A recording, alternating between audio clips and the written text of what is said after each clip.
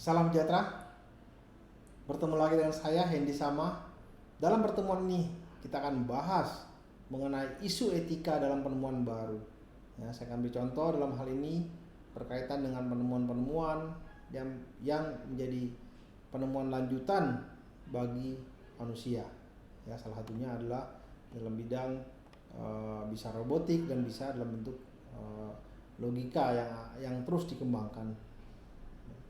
Baik, dalam pengaturan etika teknologi, ya, pemerintah Amerika Serikat sudah mengeluarkan aturan yang ketat, termasuk Indonesia sudah mengeluarkan aturan yang ketat mengenai aturan penggunaan AI.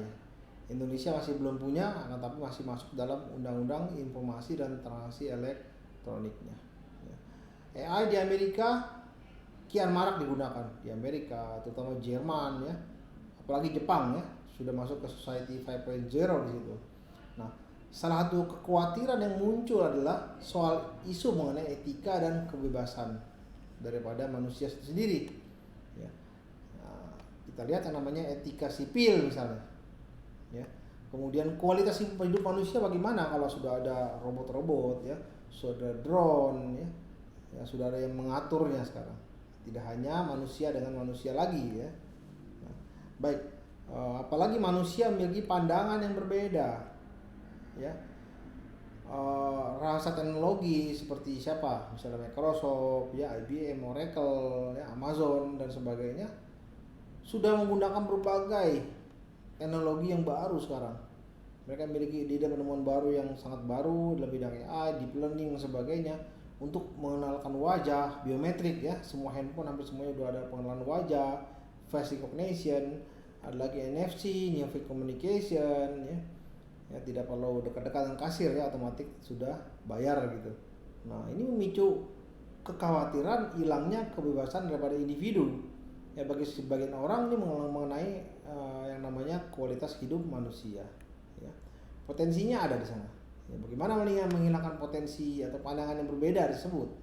Ya, kenapa? Karena ada yang namanya perbedaan jenis kelamin. Ya. Tidak terbantahkan bahwa manusia berbeda dalam jenis kelamin, tapi, ya, bagaimana dengan robot? Apakah robot bisa membedakan jenis kelamin? Kalau sudah lebih cerdas, dia akan bisa membedakan. Ya. Ini masuk ke dalam istilah yang namanya bias, ya. Kemudian perbedaan daripada kebangsaan.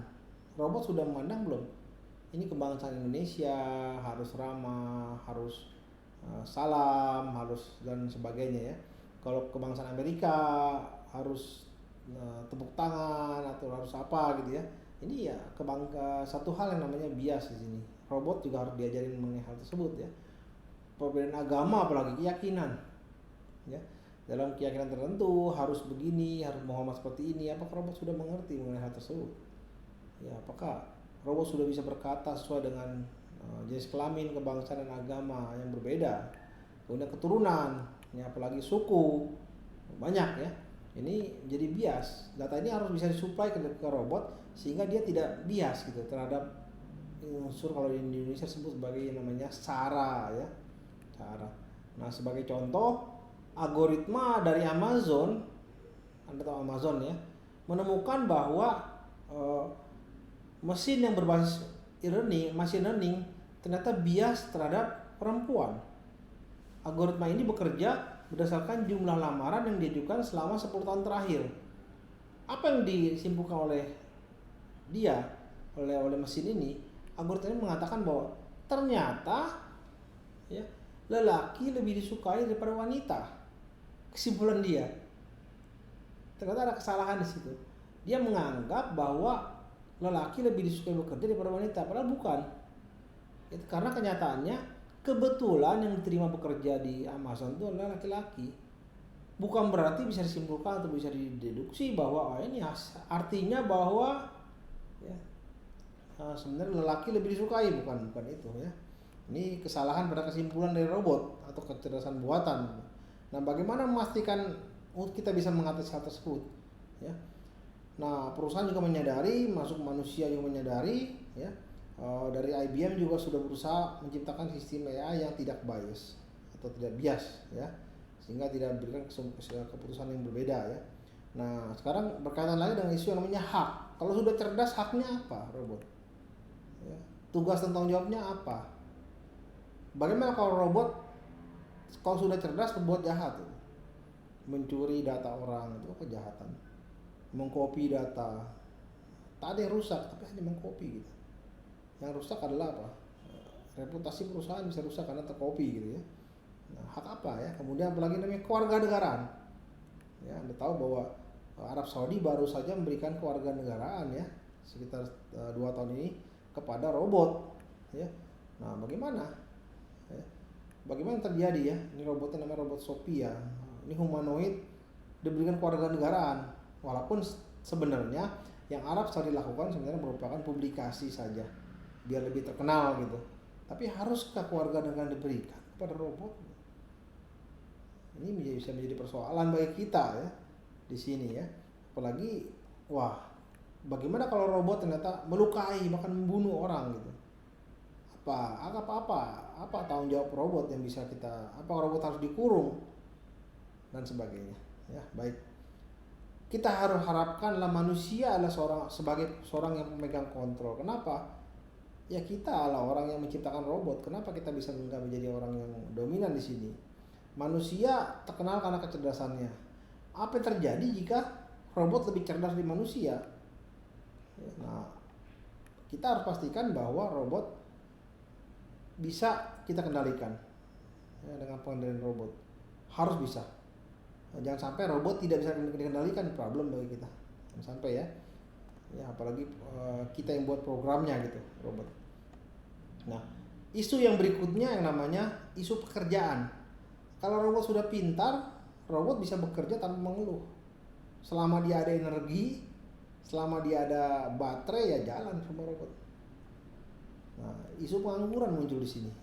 Ya, berarti ada pengangguran. Kita harus menciptakan lapangan kerja baru untuk robot atau untuk manusia. Itu pertanyaannya. Ya. Apakah robot itu bisa demo kalau nggak ada kerjaan gitu? Kalau semakin cerdas gitu. Ya. Ketika kecerdasan buatan menjadi semakin maju, itu jelas akan mengambil alih pekerjaan yang pernah dilakukan oleh manusia. Ya, Anda sudah bisa lihat manufacturing banyak pakai robot. Ya.